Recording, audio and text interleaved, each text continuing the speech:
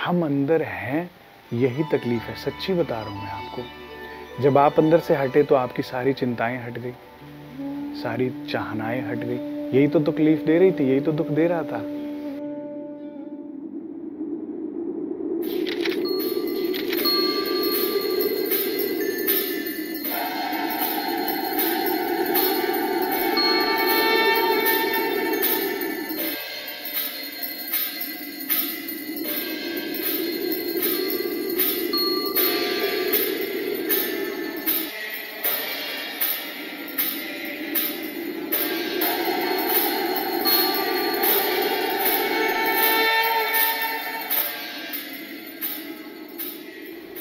हम अंदर हैं, यही तकलीफ है। सच्ची बता रहा हूँ मैं आपको। जब आप अंदर से हटे तो आपकी सारी चिंताएं हट गई, सारी चाहनाएं हट गई।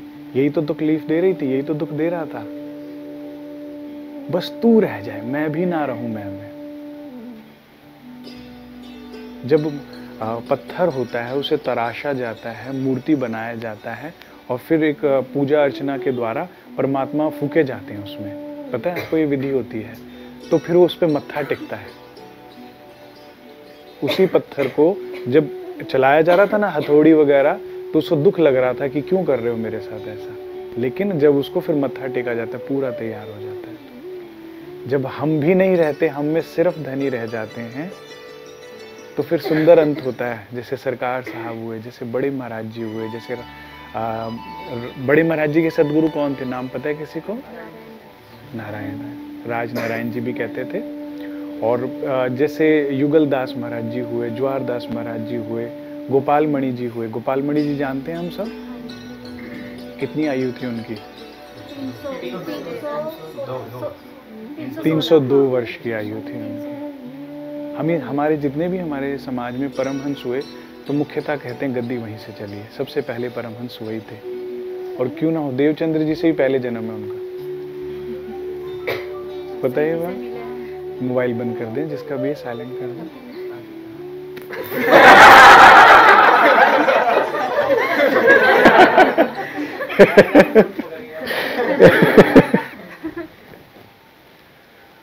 तो ये गोपाल मणि जी हुए, सभी वहीं से। देवचंद्र जी से पहले उनका जन्म था, पहले परमहंस हैं ये।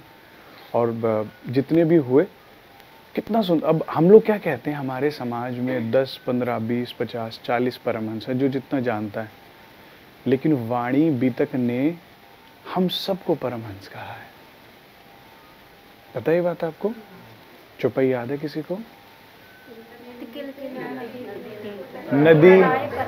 नदी किलकिला तीर पर उतर आए परमहंस, तिनमें सिरदास श्री अक्षराज।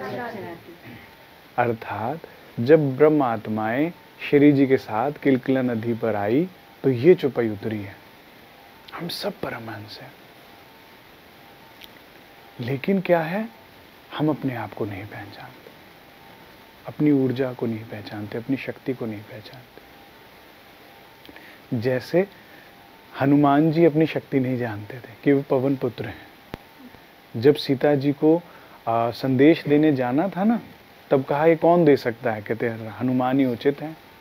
मगर वो भूले बैठे थे।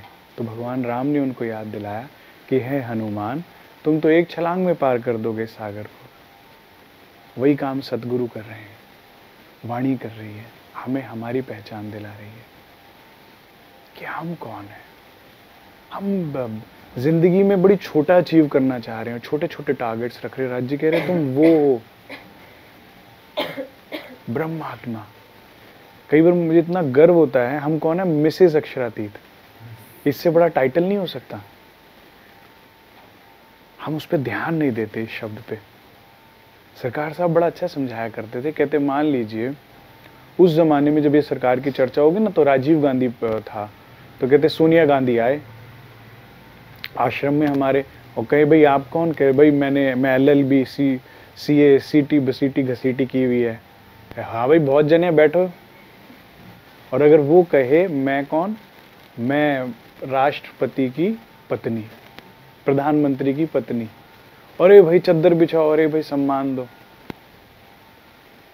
अपने आप को पहचानो और राज्य सरकार कहते हैं उनको जाहिर करो, खुद को मत करो। हमारी एक उपलब्धि बहुत है कि हमें धनी प्यार करते हैं। करते हैं? करते हैं? नहीं करते तो हम यहाँ क्यों बैठे होते? उसने प्यार किया तो हमें होश आई, उसने प्रेम किया तो हमें ये बात समझ में आई है। नहीं तो कहाँ थे हम लोग संसार में, नरकों में। तो उसने प्यार किया है, वो हमारे पीछे है, इसीलिए हम आज यहाँ बैठे हैं।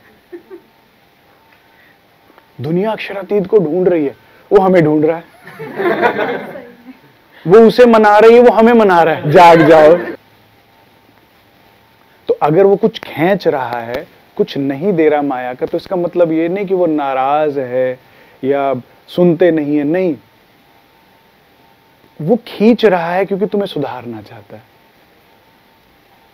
जो महाभारत के बुद्धिजीवी जानकार होते हैं ना, तो वो क्या कहते हैं कि महाभारत दुर्योधन के कारण नहीं हुई। किसके कारण हुई? धृतराष्ट्र के कारण। धृतराष्ट्र के कारण। वो अगर एक बार खड़ा हो जाता और कहता कि द्रौपदी का चीरहरण नहीं होगा, मैं राजा हूं, तो भीष्म पितामह राज सिंहासन से बंधे हुए थे, फौरन एक्शन लेते। ठीक है ना? ये मेरी कुल वधू है, ये हमारे परिवार की, इसका सम्मान है, तो कभी महाभारत होती ही नहीं।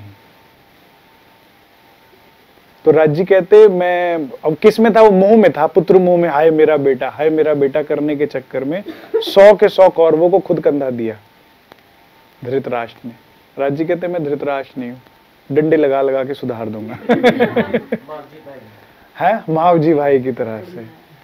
मैं कहता हूँ, बड़े हंसता है सुंदर साथ महावजी भाई का प्रसंग आता है ना, फटाक धपड़ बड़ा, मैं कहता हूँ बड़े भाग्यशाली थे वो, बड़ा भाग्यशाली होते हैं वो सुंदर साथ जिनको राज्य सुधार दे कैसे भी करके। नहीं तो बिगड़ते जाओ तो बिगड़ते ही जाओगे। हम लोग बहुत भाग्यशाली हैं। हमारे दिल्ली का इतना माहौल खराब है कि 11-12 के बच्चे ड्रिंक और स्मोक करना शुरू कर देते। ठीक है, हम लोग बहुत भाग्यशाली हैं कि जिस उम्र में खराब होना था हमें सरकार मिल गए। मेरी आत्म की उपलब्धियां या लाभ तो बहुत आगे, अलग, बहुत ऊंची बात है, लेकिन हम उसी के लिए शुक्रगुजार है कि आए हमारे जीवन में, हमें उचित शब्दों में, सही शब्दों में समझा दिया, हमें तारतम दे दिया और सबसे पहले यही वर्जित कर दी चीजें। पीना तंबाकू छोड़ दो, शराब, मांस, मछली, सब छोड़ा दिया।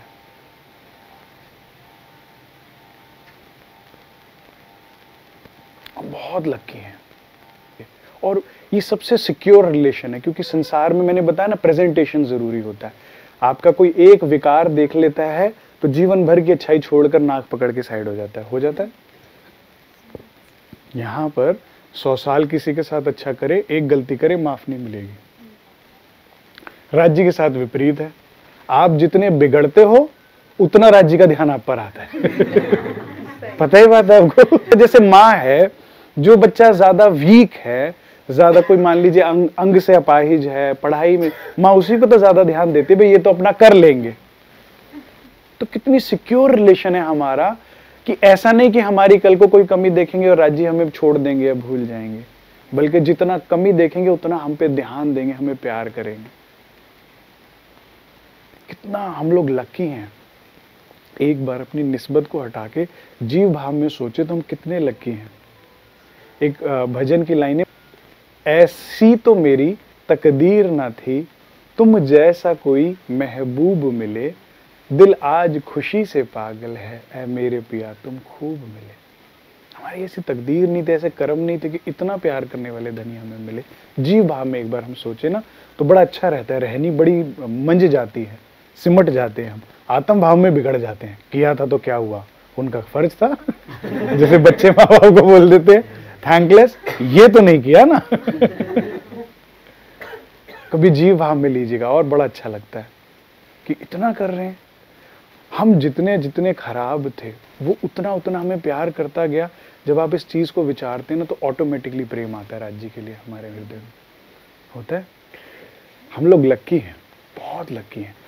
राज्य उनसे सुंदर कोई नहीं। ठीक है, दुनिया में जितना ही कोई मिस्टर यूनिवर्स या मिसेस यूनिवर्स को कहते हैं, भगवान विष्णु जो हैं करोड़ गुना ज्यादा सुंदर है, भगवान विष्णु और लक्ष्मी जी यहाँ के सुंदरता के मुकाबले में। और अक्षरातीत और हम सखियां उनसे करोड़ गुना ज़्यादा सुंदर है। वो तो स्वपन स्वरूप है, तो उनसे सुंदर कोई नहीं। श्रृंगार ग्रंथ पढ़ के देखिए आप, कितना सुंदर स्वरूप है, कितने सुंदर उनके नेत्र हैं, ऐसी लंबी लंबी पलकें हैं, ऐसे घूम कर ऐसे आती हैं, इतने सुंदर नेत्र, हल्के हल्के तिरछे वर्णन आया है, इतने सुंदर श्रवण अंग है। अभी बहुत गहराई में डूबना है, अभी बहुत कुछ पाना है। उनका सौंदर्य इतना है कि आप बेहोश हो जाएंगे। इतना, सच बता रहा हूं, अगर पात्रता तैयार ना हो तो शरीर मूर्छा को प्राप्त कर लेता। वो इतना सुंदरता है, इतना सुंदर है। फिर उसके बाद उनसे ज्यादा ईमानदार कोई नहीं। माया में अदा तो मिल जाएगी, वफा नहीं मिलती, और इसके बिना ये जहर है। अदा तो है, निभाएगी नहीं, धोखा दे देगी। आज आपको कोई प्रेम करता है, आपको तो आदत पड़ गई ना, अब वो नहीं कर रहा तो आप तो मर गए। इसको दिल मत दीजिए। वफा नहीं है, अदा है। क्या करेंगे इसका? सरकार कहते हैं ऐसा आभूषण ही क्या करना जो कान फाड़ दे। कान फाड़ दे तो क्या करना उसे? तो ये बहुत बड़ी क्वालिटी है राज्य की, वफा, ईमानदारी। उनसे ज्यादा सुंदर कोई नहीं, उनसे ज्यादा ईमानदार कोई नहीं, उनसे ज्यादा ताकतवर कोई नहीं, और सबसे इंपॉर्टेंट, उनके अलावा कोई नहीं। केवल वही सत्य है, बाकी सब स्वप्न है। हम मूल मिलावे में बैठे उन्हीं को देख रहे हैं। उन्हीं ने अपने दिल में सारा ब्रह्मांड बनाया, हमें लाड करने के लिए सारे स्वरूप, ये सारा ब्रह्मांड बनाया। अब आज हम ब्रह्मांड में इतने हैं कि उनको भूल जाएं। तो कहीं ऐसा ना हो कि ना खुदा मिला, ना मिसाले सनम, ना यहाँ के रहे ना वहां के रहे। दूजा तो कोई है नहीं, खेल कबूतर खाविंद के। जैसे मदारी होता है, टोपी में से कबूतर निकालता है, खाली दिखाता है, पहले वो निकाल देता है और फिर उसी में गायब कर देता है। कहता है ये देखो नहीं है। ऐसे कहते मैंने ये ब्रह्मांड बनाया तुम्हारे लिए, ये है नहीं। लगाते रहो दिल। जो भी तुम्हारी मदद करके गया, जो भी तुम्हारा काम करके गया, जिसने भी तुमसे प्यार से व्यवहार किया, वो मैं था। मैंने तो निभाई है। तुम विश्वास करो ना करो, धनी के अलावा कहीं और करेंगे तो दुख का कारण बनेगा। समझ जाएंगे ना सुंदर साथ जी, आप मेरे हृदय का टुकड़ा हो, मेरा सुंदर साथ हो, आपको तकलीफ होगी, मुझे तकलीफ होगी। कोई एक भी सुंदर साथ रोता है, उसकी आंखों में आंसू आता है, तो मेरे धनी के हृदय को तो चोट लगती होगी ना। उन्हीं के टुकड़े हम सब, तो फिर मेरे भी हृदय को चोट लगती है। इसीलिए मैं बात आपको समझा रहा हूँ कि यहाँ ना करें, धनी से प्रेम करें, ठीक है। और वही केवल सत्य है, और उसके बाद जीवन आनंद में है, बहुत आनंद में है। प्रेम कीजिए, सच्चा प्रेम कीजिए। और किशोर अवस्था का सबसे बड़ी ये बात है कि झरना अभी खेला हुआ है। एक उम्र के बाद झरना सूख जाता है। एक उम्र के बाद लगता है ठीक है, खाने को रोटी तो है, सर पे छत तो है, ठीक है, बहुत है। प्रेम वाली बात ही भूल जाई जाती, आई गई हो जाती है। बच्चे खुश हैं, और क्या चाहिए। लेकिन इस आयु में अभी वो झरना पूरा फूटा होता है। तो उस प्रेम को धनी से करके देखिए, तो आनंद है आगे, ठीक है। तो इसीलिए राज्य से प्रेम करें।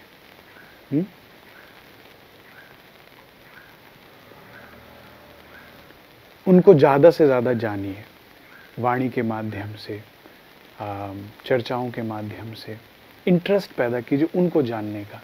और किसी को जानने की कोई कोशिश मत कीजिए, कुछ जानने की जरूरत नहीं है। आपके सारे काम वो कर देंगे।